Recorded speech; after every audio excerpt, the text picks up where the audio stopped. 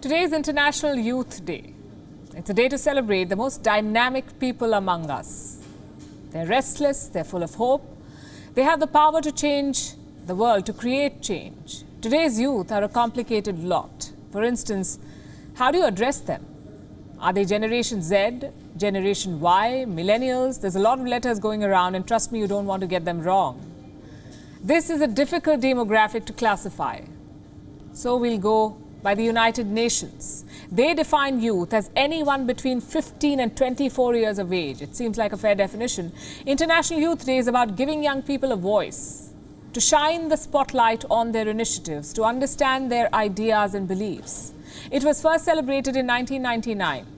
This year, the United Nations is linked up with the Food and Agriculture Organization. The theme is transforming food systems. Well, we need youthful exuberance, we need youthful innovation. That's the only way to solve the challenges of our times. But can we work with our youngsters? Do we even understand them? Not perfectly. The youth are rebellious. They challenge the status quo. They want to break the norms. For decades, we dismissed this as hysteria. We made fun of it. George Bernard Shaw said, "Youth is wasted on the young."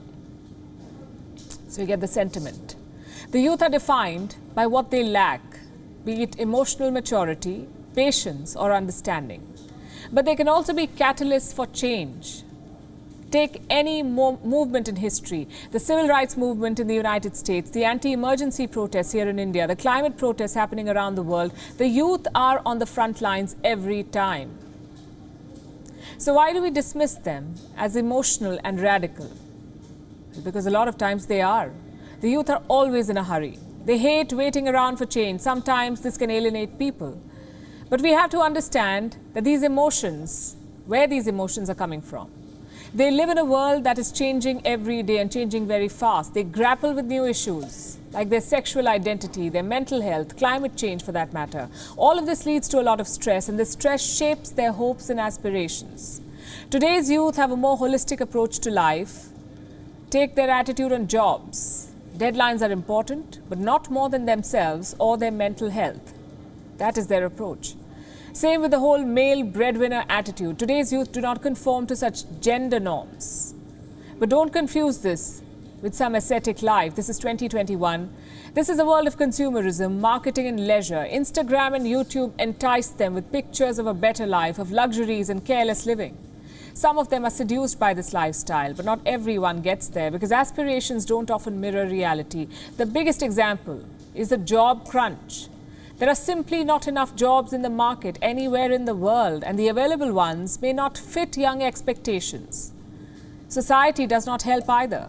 And by society, I mean the cyber one mostly. Social media is a constant pressure point. Young people are concerned about Facebook likes, how they look in pictures, how their friends look in pictures. Social media is basically peer pressure on steroids. Navigating this is hard enough, but nothing prepares you for the job market. It's a precarious time to be out job hunting for anyone who's young or old for that matter. The pandemic has created an economic slump. The gig industry has been wiped out. What about the future? Well, history tells us there will be an economic boom at the end of this. But more jobs does not mean better jobs. What if the new jobs do not excite the young? That's a big problem. In a survey conducted in 2020, 2 out of 3 millennials said they would quit their job that year. You don't know whether they did, but you understand the sentiment, the attitude. The job market is an employer's market.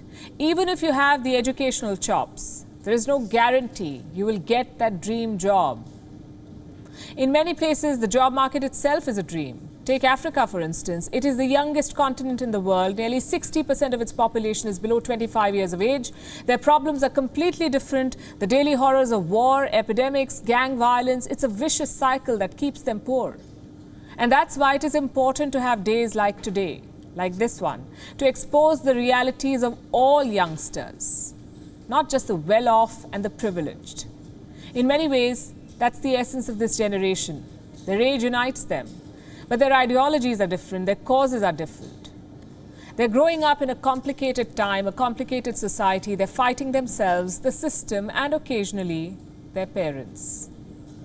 We often call the World War II generation the greatest generation. They rallied around a single cause, a war. Today's youth have many causes, many missions, and that multitude is what defines them and their urgency. WION is now available in your country. Download the app now and get all the news on the move.